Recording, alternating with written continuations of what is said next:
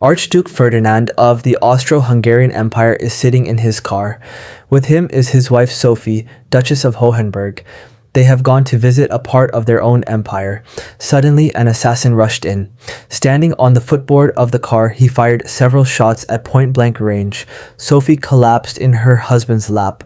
The Archduke also lost consciousness, having been struck by 2 bullets. I am talking about a time that changed the history of the entire world.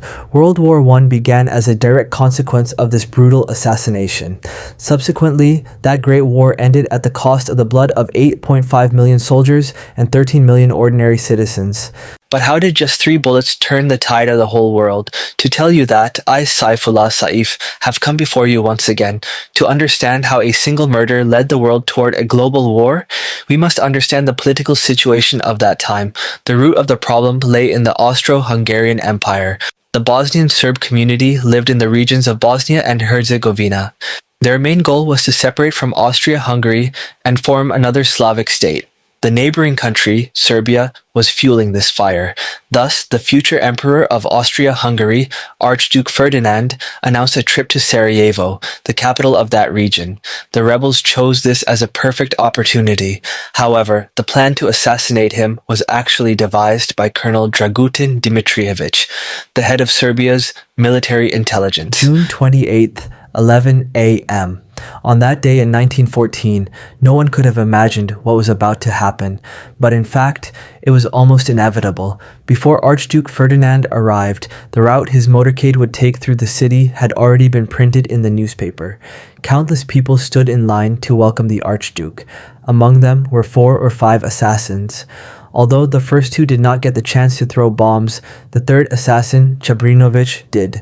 However, his bomb hit the car and bounced off to the back. Some officers in the car behind were injured by that explosion. The Archduke was stunned by this incident. He should have fled immediately, but instead, he went to the town hall to deliver a speech. There he said, "I came here for a visit, and I was welcomed with a bomb." Afterward, the Archduke and his wife went to see the injured officers.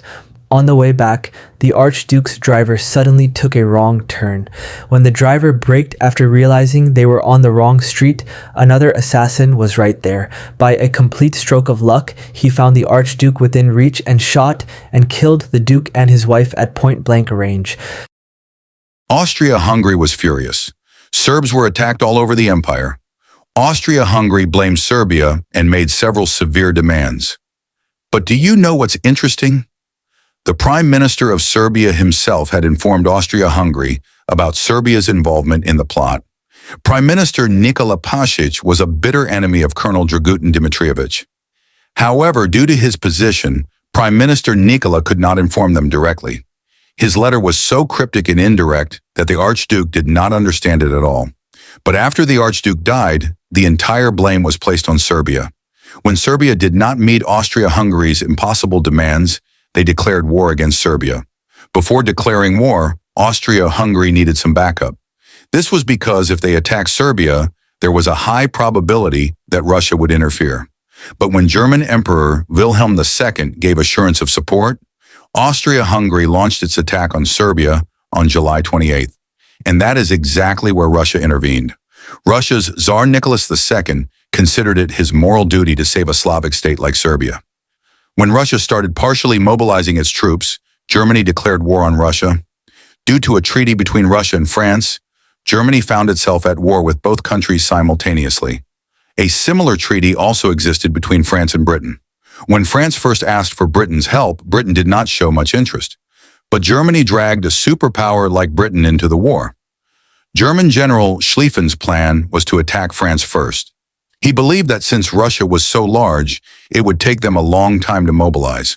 In that time, Germany would occupy France with lightning speed and then face Russia with full force. This was the Schlieffen plan. As part of this plan, it became necessary to transport German troops through Belgium. Why?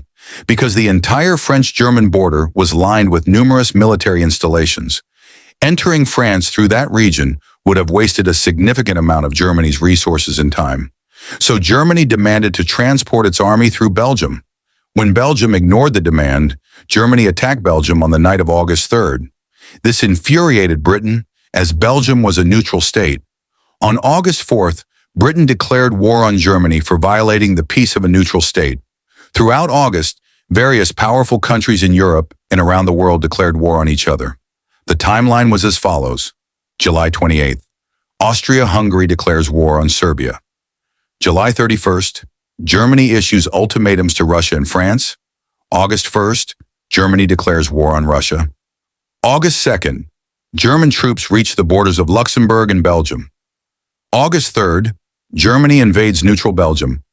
August 4th, Britain declares war on Germany. August 5th, Hungary declares war on Russia. August 6th, Serbia declares war on Germany. August 7th, Montenegro, Serbia's neighbor, declares war on Hungary. August 12th, Montenegro declares war on Germany. August 10th and 12th, France and Britain declare war on Austria-Hungary. August 23rd, Japan declares war on Germany. August 25th, Austria-Hungary declares war on Japan. August 28th, Austria-Hungary declares war on Belgium. Overall, the global political situation became extremely murky. Before the war, there were two major powers in Europe, the Triple Entente and the Triple Alliance. But as the war began, the world divided into two factions.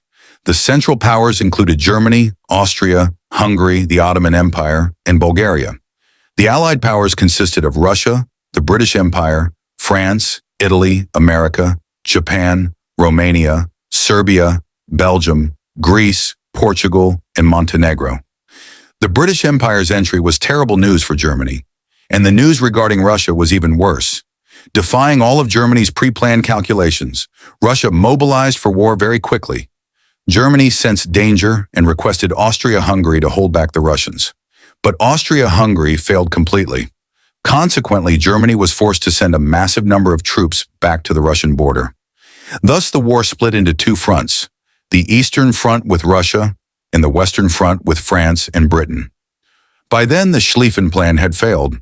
Surprisingly, in the Battle of Tannenberg, German forces stopped the Russians with incredible skill.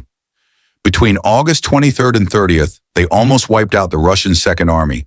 The Russians were so unprepared that they hadn't even encrypted their radio communications. As a result, against 13,000 German soldiers, 30,000 Russian soldiers died, and 99,000 were captured. While holding off the Russians, the Germans continued to advance on the Western Front. By September 6th, they were within just 30 kilometers of Paris. If the Germans had actually occupied Paris, world history might have been very different. With their backs against the wall, the military governor of Paris, General Gallieni, managed with great difficulty to persuade the French commander-in-chief, Joseph Joffre, to order an attack. A terrible battle raged from September 6th to 12th, known as the First Battle of the Marne. In this single battle, nearly 250,000 French and 300,000 German soldiers were injured. 15,000 British, 80,000 French, and an almost equal number of German soldiers died. Finally, a joint French-British attack forced Germany to retreat. Subsequently, the war reached the sea, a phase known as the Race to the Sea. Then trench warfare began across a 350-mile region from the sea to Switzerland. While the war had been confined to Europe until then, it now began to spread across the globe. Joining the Allies, Australia occupied German New Guinea at the first opportunity. Japan did the same. German colonies in Africa came under attack. Meanwhile, on October 31st, 1914, the Ottoman Empire joined the war on the side of the Central Powers. As a result, on November 5th, France and Britain counter-declared war. Throughout November and December, fierce fighting continued between the Ottoman Empire and Russia in the Caucasus region. The British had an eye on the Ottoman oil fields from the start. So, on April 25, 1915, the Allied forces began the Gallipoli campaign. Their goal was to occupy the Ottoman capital, Constantinople. But after 9 months and nearly 200,000 casualties, the Allied forces retreated.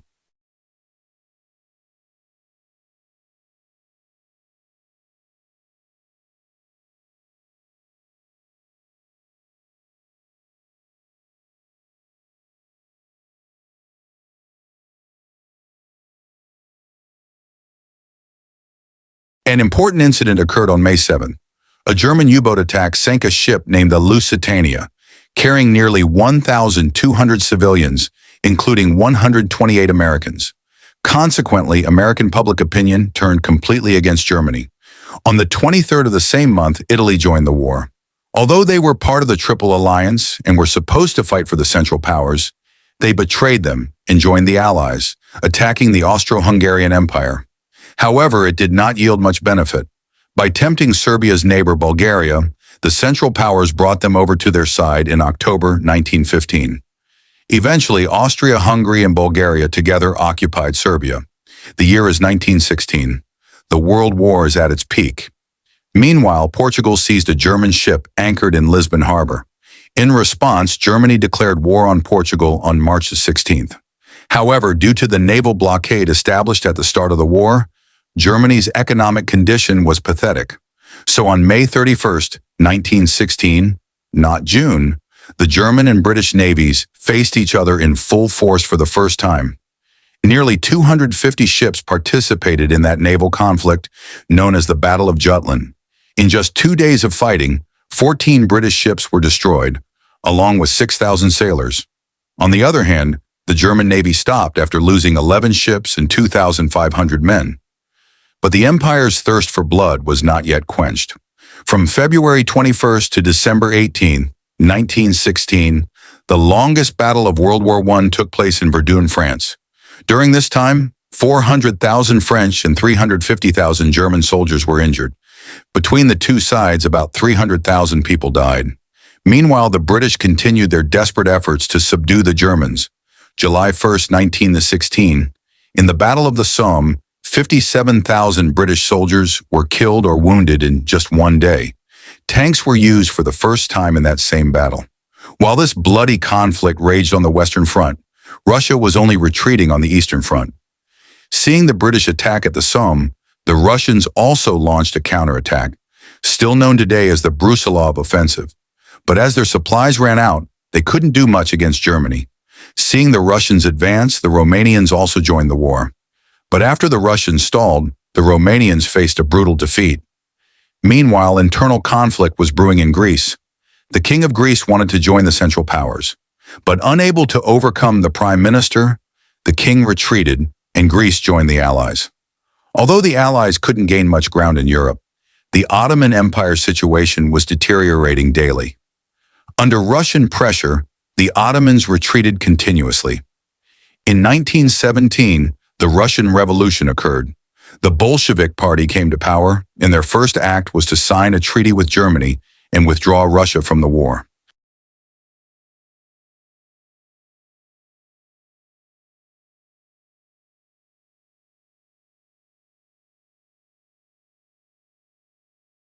This was great news for the Germans, but the United States of America was emerging as a new threat.